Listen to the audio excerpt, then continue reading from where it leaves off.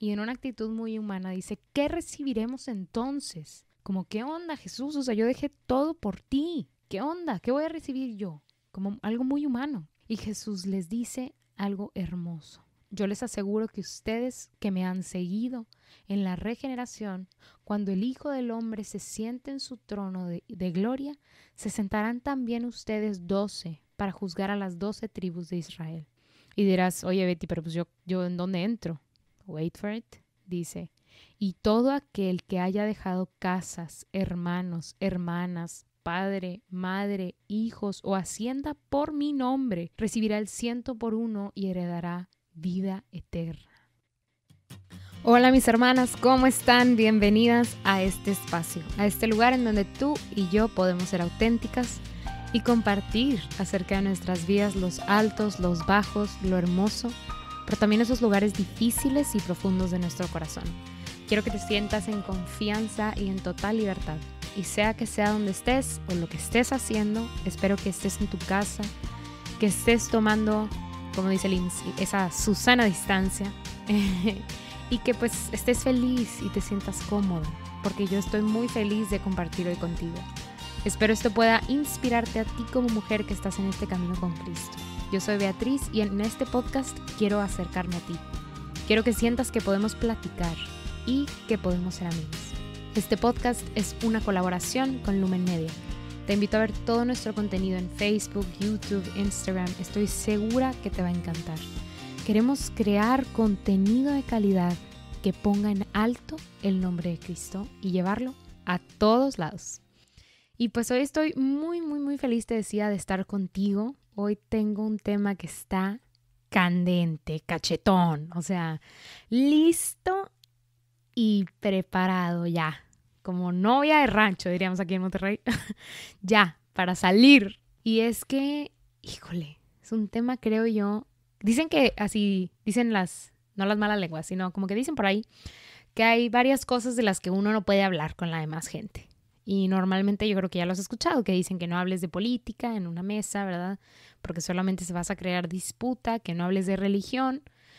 Y yo creo, mis hermanitas, tampoco la gente dice que se debe hablar de dinero.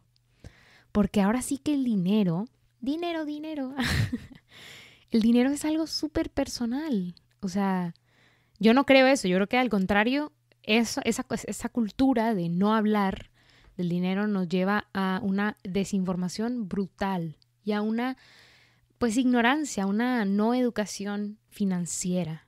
Y entonces, pues va a llegar el momento en tu vida, porque no siempre vas a estar auspiciada por alguien, ¿verdad? O patrocinada por alguien. Va a llegar un momento en donde tú necesitas hacerte cargo de tus gastos y ándala. O sea, pues no sabes administrarte y no sabes nada porque nunca nadie quiso hablar de esto, porque es un tema tabú.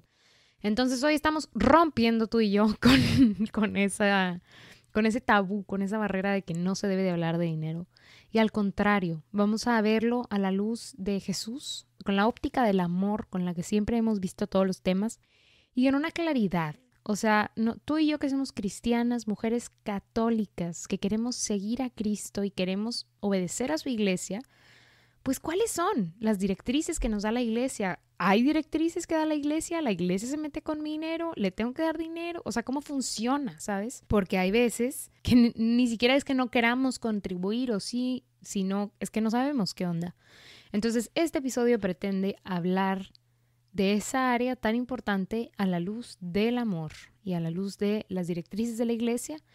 Y acuérdate que este episodio es parte de la miniserie de Morir para Vivir. Entonces también vamos a terminar hablando de cómo hay que morir a ciertas cosas dentro de esta área particular de nuestras vidas, que a veces es muy escabrosa porque hay mucha oscuridad. Entonces hoy vamos a poner una lucecita y ver con más claridad. La verdad aquí, ustedes ya saben que algunas de mis directrices para preparar los temas pues son el Catecismo de la Iglesia, la Biblia, alguno que otro libro, ¿verdad?, escrito por algún autor pues con tintes religiosos, también algunos libros, o sea, para esto pues también libros que hablaran de finanzas, ¿verdad? No necesariamente tienen que ser con tintes religiosos, pero la verdad es que me gusta hacer una como investigación, ya sea muy extensiva como en el episodio pasado en el descanso, o no tan extensiva como en algunos otros episodios. Aquí vamos a decir que hubo un como intermedio, porque hay muchos libros, muchos artículos, encíclicas, apartados en el catecismo que hablan explícitamente del dinero. Y lo interesante es que ahorita que saltemos al catecismo, el dinero no es lo más importante. O sea, hay otros términos que utiliza el catecismo que te abren mucho los ojos. Entonces, la verdad aquí sí me quiero dar un clavadazo al catecismo y quiero leerte textualmente lo que dice y luego lo vamos a ir desglosando. Pero así vámonos a meter. En el apartado 2402 empieza por hablar el catecismo de los bienes de la creación. Y cómo los bienes de la creación, dice, están destinados a todo el género humano. O sea, cuando el Señor da la encomienda a Adán y Eva de que se reproduzcan y sean felices y trabajen la tierra, no se lo dijo nada más a Adán, no se lo dijo nada más a Eva, se lo dijo a los dos. Y por ende se lo dijo a todos los hombres que están destinados a trabajar los bienes de la creación. Entonces dice después, sin embargo, la tierra está repartida entre los hombres para dar seguridad a su vida, expuesta a la penuria y amenazada por la violencia. Y habla de que la apropiación de los bienes es legítima. O sea, la iglesia habla de que tener, no sé, o de que alguien tenga sus tierras o así, es legítimo, porque garantiza la libertad y la dignidad de las personas y las ayuda a atender a sus necesidades fundamentales y de los que están a su cargo. Entonces, ok, la iglesia habla de que no, claro que no es malo que tengas bienes a tu nombre ni nada por el estilo, no. Entonces, por ejemplo, esto de los bienes, pues también hace referente a activos, ¿verdad? Vamos a decirle así en términos más como contables, que al fin y al cabo hablan de nuestro dinero y el manejo de nuestro dinero. Les digo, términos distintos a un mismo referente. En el 2404 dice algo súper padre. El hombre, al servirse de estos bienes, debe considerar las cosas externas que posee legítimamente no solo como suyas, sino también como comunes, en el sentido de que pueda aprovechar no solo a él, sino también a los demás. Dice después, la propiedad de un bien hace de su dueño un administrador de la providencia para hacerlo fructificar y comunicar sus beneficios a otros, ante todo a sus próximos. Entonces aquí ya el catecismo se está refiriendo a una analogía muy interesante. O sea, que nos quede bien claro a ti y a mí que todo es de Dios y que nosotras, solo somos administradores de ya sea de lo poco o de lo mucho que Él nos da. Pero tal vez somos más que administradores, somos como mayordomos. Ok, yo sé que se escucha medio raro, pero mayordomos a la antigua. O sea, esa persona cercana al rey que tiene toda la confianza.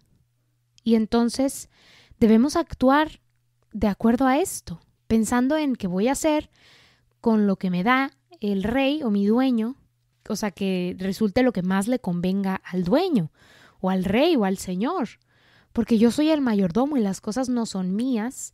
Oye, pero si lo voy a invertir en algo, pues que esto sea de mucho fruto, ¿verdad? Y creo que esa es la primera cosa más hermosa que nos enseña el catecismo, a tener una óptica distinta. Esto es mío, todo lo contrario. O sea, nadie es rico MacPato, nadie puede tener esa óptica, porque en el momento en el que decimos esto es mío, ya valió. O sea, lo dice Lucas, dice, miren y guárdense de toda codicia, porque aún en la abundancia, la vida de uno no está asegurada por sus bienes. Y eso es algo difícil de entender porque el mundo nos dice todo lo contrario. Nos dice que el que tiene muchas propiedades la tiene ya resuelta. Que el que tiene mucho dinero, no sufre como yo, paleándole todos los días. Y no es cierto.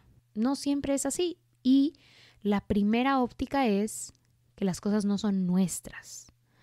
Dice después en el 2407, dice, en materia económica, el respeto de la dignidad humana exige la práctica de la virtud de la templanza para moderar el apego a los bienes de este mundo, de la justicia para perseverar los derechos del prójimo y darle lo que le es debido, y de la solidaridad, siguiendo la regla de oro y según la generosidad del Señor, que siendo rico por nosotros se hizo pobre a fin de que nos enriqueciéramos con su pobreza. Desde 2 Corintios 8:9 que viene citada en el catecismo. O sea, aquí el catecismo nos habla de 3 virtudes importantes: la templanza, la justicia y la solidaridad, como partes o virtudes que deben de ser o de estar incrustadas en materia económica. Ojo, aquí otro término para referirse al dinero, a las finanzas. Jesús, el temperamento de Jesús, un hombre templado, un hombre justo, un hombre solidario.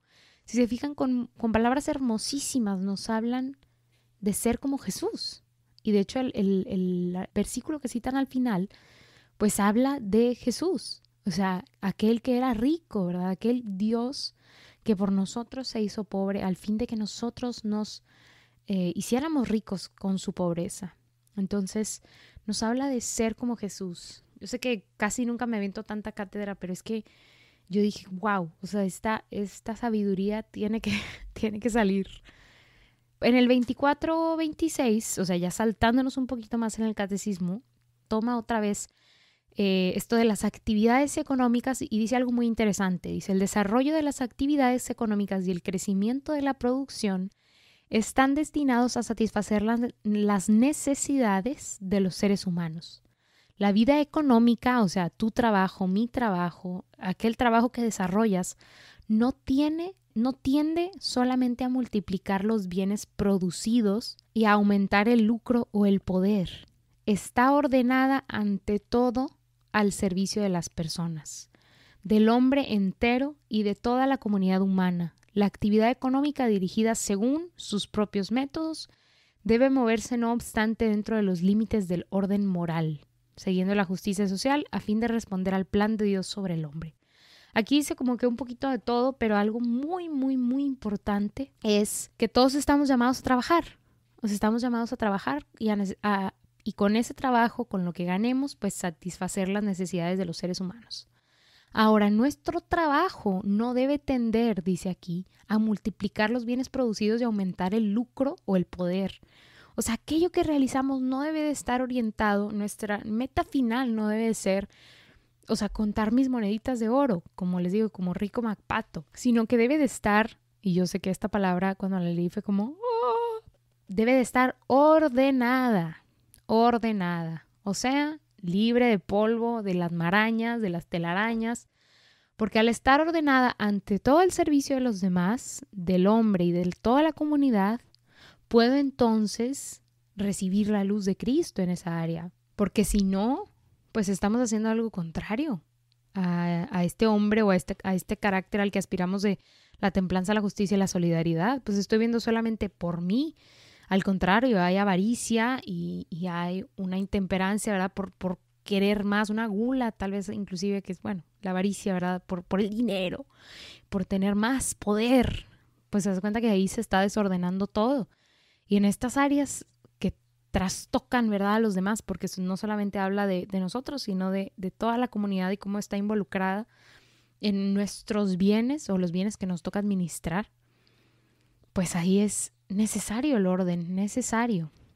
En la palabra, recuerden que se hace yo creo que es una cita bíblica que se utiliza muchísimo para hablar de este tema y habla del rico, ¿no? Y donde Jesús dice: yo les aseguro que un rico difícilmente entrará en el reino de los cielos. Y si te quedas ahí, me acuerdo de una madre que decía: el texto sin contexto es puro pretexto. O sea, si alguien te dice, no, los ricos no van al cielo, y nada más te dice ese pedacito, diles, espérate. O sea, primero contexto y segunda, ¿qué más dice? Porque luego Jesús dice, se los repito, y lo dice de manera distinta. O sea, te dice, te lo repito, pero escúchame diferente. Es más fácil que un camello entre por el ojo de una aguja que el que un rico entre en el reino de los cielos. Y entonces dice después, al oír esto, los discípulos se asombraron mucho y decían, entonces, ¿quién se podrá salvar? Y algo así como, ¡fum! El dardo interesantísimo es que Jesús mirándolos fijamente dijo, para los hombres esto es imposible, mas para Dios todo es posible. O sea, de entrada, dicen los discípulos, ¿quién se va a poder salvar? Nadie. O sea, les dice Jesús, nadie, no pueden. Solo Dios. Porque para Dios nada es imposible, se van a salvar. O solo con Dios, pero ustedes no se pueden salvar, o sea, eso no es posible, no, baja el cero y no contiene. Entonces, contexto, ¿verdad? Porque luego lo importante es aquí recalcar que lo dice el catecismo también después, la riqueza no solamente se refiere a los bienes y a tener mucho, ¿verdad? En cuanto a bienes, sino, o sea, y no es malo. O sea, después de toda la investigación que hice en el catecismo, en ningún momento dice que tener mucho dinero ahorrado en el banco es malo. No. Pues tener una casa muy bonita con cosas muy padres es malo. No. El querer todo eso para sí, el no tener en cuenta a nadie más, ni considerar nada más, el estar súbdito del dinero, de no puedo dejar de trabajar porque deja de entrar ingreso y yo dejo de tener 1,000,000 de pesos en el banco y cómo voy a tener 999,999. No, necesito 1,000,000 de pesos. O sea, el estar con tu corazón en ese lugar, ese es al rico al que se refiere Jesús. El que no puede pensar en otra cosa. El que está cegado porque sirve a 2 amos. Porque dice también en Mateo, nadie puede servir a 2 señores.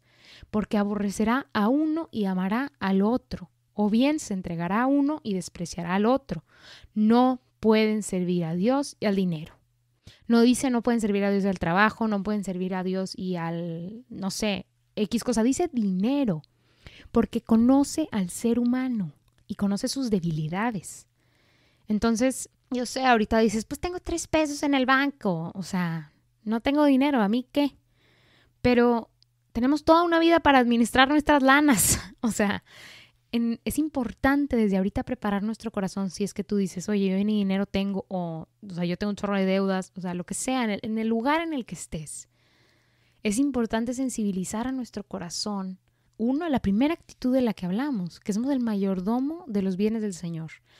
O sea, el administrador de los bienes del Señor. Y la otra es que no podemos servir a 2 señores. O sea, inevitablemente, y lo dice el mismo Cristo, vamos a terminar despreciando a uno, aborreciendo a uno, o sea, vamos a terminar fallándole a uno. Y la verdad que lo que no queremos es fallarle a Jesús, fallarle a nuestro Dios. Entonces, por eso desde ahorita, tal vez si no, ahorita no tienes mucho dinero, o ahorita estás en la etapa en donde estás ganando, o ahorita estás en la de las deudas, no sé.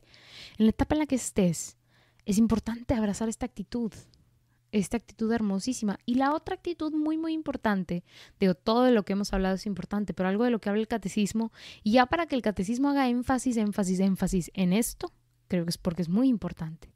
Porque hay un apartado, cuando empieza el número 2443, que es el amor de los pobres, así se llama.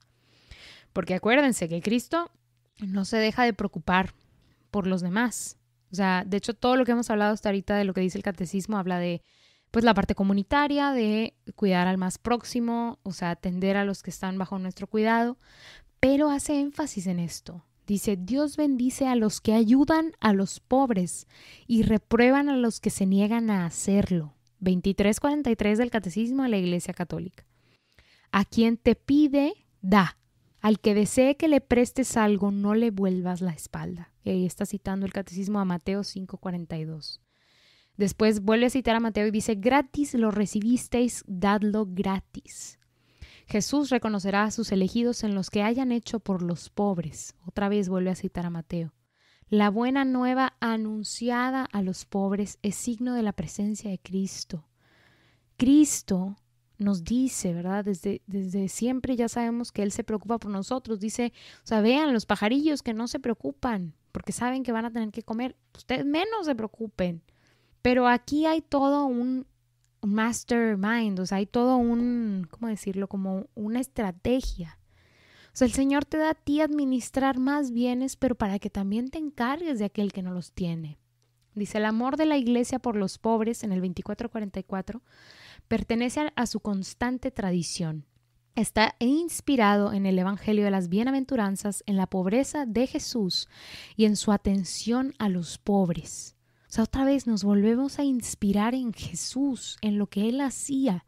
Dice, el amor a los pobres es también uno de los motivos del deber de trabajar con el fin de hacer partícipe al que se halle en necesidad. Y ahí está citando a Efesios.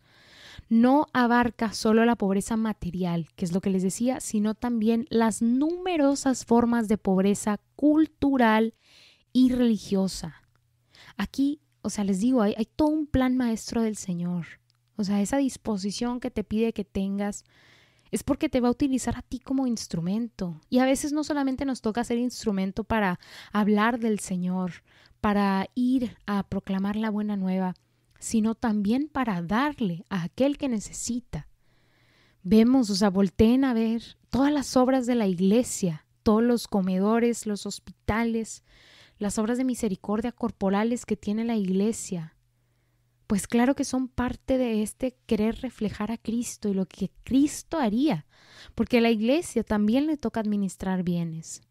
Y los administra de esa manera. ¿Cuántos colegios no son, de orientación católica? Que son iniciados por una orden ya sea religiosas o una comunidad de fieles. Habla de esta misma pobreza cultural a la que nosotros estamos llamados a atender. Dice aquí, pobreza material, cultural y religiosa. Entonces, este es otra vez reflejo de Cristo. Veíamos al principio que en la actividad económica estábamos llamados a tener estas tres virtudes, de la templanza, la justicia y la solidaridad. Y ahorita nos habla el catecismo de otra cosa que es sumamente importante, y es la atención a los pobres. Y él no lo llama atención, lo dice el amor de los pobres. El amor a estos hermanos que carecen de algo y que nosotros podemos darle. Dice en el 24:46, porque está citando a San Juan Crisóstomo, dice, lo que poseemos no son bienes nuestros, sino los suyos. Y hace referencia a Cristo y a los pobres, a que nuestros bienes también son de ellos y que robarles es quitarles la vida. Así se avienta el catecismo a decir esto. Ya para terminar ese punto, el 24:46 dice, cuando damos a los pobres las cosas indispensables, no les hacemos liberalidades personales, sino que les devolvemos lo que es suyo. Más que realizar un acto de caridad, lo que hacemos es cumplir un deber de justicia. Ahí está citando a San Gregorio Magno en un documento de la iglesia. ¡Wow! Les digo, si el mismo catecismo hace un apartado específico para hablar de lo importante que es la caridad, pues, hermanas, es súper importante. Proverbios habla mucho también de esto. En Proverbios hay 4 citas que quiero rescatar, y dicen, el alma generosa será colmada y el que empapa también será empapado. Es Proverbios 11:25. Quien se apiada del débil presta a Yahvé, el cual le dará su recompensa. Proverbios 19:17. El de buena intención será bendito, porque da de su pan al débil. Proverbios 22:9. El que da a los pobres no conocerá la indigencia. El que se tapa los ojos será muy maldecido. Proverbios 28:27. Lo dice y lo dice otra vez de maneras distintas, que es necesario desprenderse también de lo que es de uno. Y una frase que creo yo que termina de cerrar este concepto muy, muy, muy atinado es una frase en Mateo. Bueno, no una frase, es todo un pedacito que habla del premio al desprendimiento. Y entonces están hablando los discípulos con Jesús y yo siento que Pedro tuvo una actitud muy de Pedro y se exaltó. Y entonces dice, entonces Pedro tomando la palabra le dijo, ya lo ves, nosotros lo hemos dejado todo y te hemos seguido. Y en una actitud muy humana dice, ¿qué recibiremos entonces? ¿Qué onda, Jesús? Yo dejé todo por ti. ¿Qué onda? ¿Qué voy a recibir yo? Como algo muy humano. Y Jesús les dice algo hermoso. Yo les aseguro que ustedes que me han seguido en la regeneración, cuando el Hijo del Hombre se siente en su trono de gloria, se sentarán también ustedes 12 para juzgar a las 12 tribus de Israel. Y dirás, oye Betty, pero pues yo ¿en dónde entro? Wait for it. Dice, y todo aquel que haya dejado casas, hermanos, hermanas, padre, madre, hijos o hacienda por mi nombre, recibirá el 100 por 1 y heredará vida eterna. Esto está en Mateo 19:27. Hermana, de nuevo, yo sé que no somos como los sacerdotes, ¿verdad? Que dejamos todo atrás, o las hermanas religiosas. pero sí somos quienes nos levantamos en las mañanas para ir a trabajar y entregar todo por el Señor. Sí somos aquellas que nos vamos de misiones, ¿verdad? Cuando es tiempo de servir a la iglesia. Sí somos aquellas que tienen un corazón dispuesto, que deja casa, hermano, hermana, padre, madre, hijo, hacienda. Sí somos aquellas merecedoras de esa vida eterna que nos hereda el Señor, que heredamos gracias al Señor. O queremos ser merecedoras a este premio al desprendimiento. Y esto incluye también el dinero. Es necesario solo servir a un Señor, solo estar bajo el mandato de un Señor.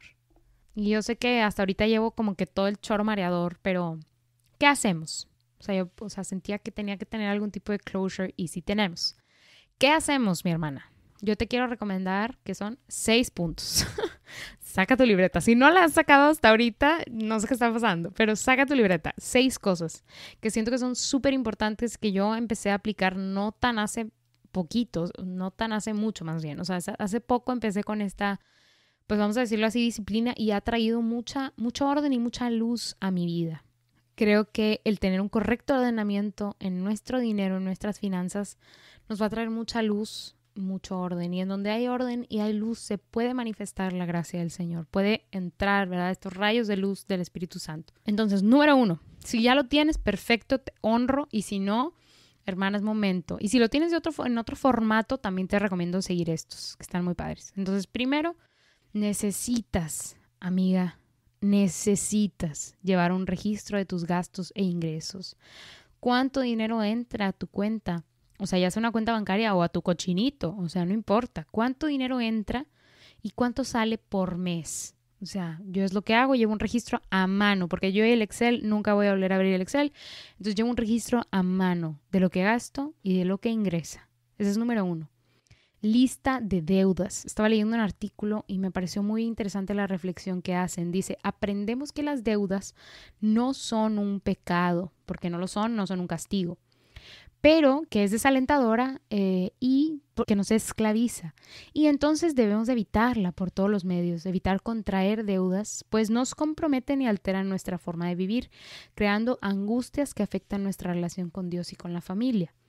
Entonces, sobre todo, evitar, hermana, las deudas o los gastos innecesarios que nos van a quitar la libertad que Dios nos dio. Entonces, si tienes deudas, ya sea un crédito estudiantil o una deuda porque sacaste una tarjeta de crédito, gastaste y nunca la pagaste, hermana, lista de deudas. ¿Cuánto debo? Hacer una lista de gastos no periódicos o fijos. ¿Cuáles son los gastos fijos? Oye, yo sé que cada mes gasto esto. Pues eso tal vez no lo incluyas en los gastos e ingresos variables, sino gastos fijos. Y calcúlalos para todo el año. 4, un pequeño plan de gastos. Yo te recomiendo, como mujeres a veces sentimos esta necesidad de cosas bonitas, ¿verdad? Entonces yo te recomiendo, lo que yo estaba haciendo es una lista de cosas que quisieras comprar. Y anótalo y déjalo ahí 2 semanas. Si después de 2 semanas quieres y tienes las súper ganas de seguirlo comprando, pues bueno, ya ves de dónde, en tu lista de ingresos, de dónde sacas ese dinero y cómo le hacemos, pero no comprar de manera impulsiva. Un pequeño plan de gastos. 5, pequeñas metas financieras a corto y a largo plazo o un plan de ahorro. ¿Sabes qué? Yo quiero ir, me muero por irme de misiones el año que viene, pero siempre están bien caras o nunca me alcanza porque la neta yo no ahorro nada. Entonces me pongo las pilas, me pongo a ahorrar y el próximo año me voy de misiones. Ya sé cuánto cuestan, cuánto tengo que ahorrar por mes, cuánto cuestan al año, entonces cuánto tengo que ahorrar por mes y ya. Tengo un pequeño plan o metas financieras a corto y a largo plazo. Y la última, y creo que es muy importante dentro de todo esto que estuvimos hablando, es una lista de generosidad o caridad. Incluir de manera, súper importante, hermana, el diezmo a la iglesia. La iglesia nos pide el 10% del salario, creo, si no estoy mal, de uno de nuestros días de trabajo. Es súper, súper, súper poquito. No me acuerdo si es de un día o es de un mes, creo que es de un mes. Pero, no me acuerdo, debería haber investigado esto. Pero bueno, te dejo la tarea de que lo investigues. Hermana, en la medida que puedas, da tu diezmo de manera mensual. Algo que puedas aportar a la iglesia, aportar a esos comedores, ¿verdad? A esos colegios, a la misma parroquia, para los gastos de mantenimiento de la parroquia, para atender a los sacerdotes que ya son muy ancianitos, para poder atender a las diferentes obras de caridad que tiene la iglesia. Despréndete de lo que el Señor te da a ti administrar. necesario apoyar a la iglesia. Y si hay alguna otra causa que está muy cercana a tu corazón, ya sea, no sé, por ejemplo, Cáritas Parroquial, que ayuda con pues las despensas, o si es ayudar a cierta congregación, pues hermana, extiéndelo. O sea, deja de interiorizar esa emoción del espíritu y mejor sácalo y ayúdales, no solo con tu tiempo, que es importante, sino también con tu ayuda económica, porque para eso te da esos bienes el Señor, para que los regreses, no para que te quedes con ellos, como aquel rico que se quedó con todo en los graneros y el Señor le dice, insensato, o sea que no era sensible. Seamos sensibles al otro y a las necesidades del otro. Para ir cerrando, porque ya nos estamos extendiendo, pues la persona de la semana para mí, en verdad, alguien que he tenido mucho en mente y que en definitiva pues tocó mi corazón esta semana es el Papa Francisco, con la bendición especial que nos dio. La verdad me tiene muy, pues, no sé, de cierta manera como muy sensibilizada esta gran bendición que Él nos dio, esta invitación a la indulgencia plenaria. Porque son tiempos difíciles, mi hermana, yo lo sé. Yo también estoy como tú encerrada, con muchas ganas de salir, pero amando al otro nos quedamos en nuestras casas, ¿verdad? Previniendo pues que este problema sea más grande. Te invito a orar por el Santo Padre, por sus intenciones, a orar en la línea en la que Él nos mostró ese día para sacudir a Cristo, tal vez que está dormido en esa barca, y pedirle este milagro de que cese esta pandemia.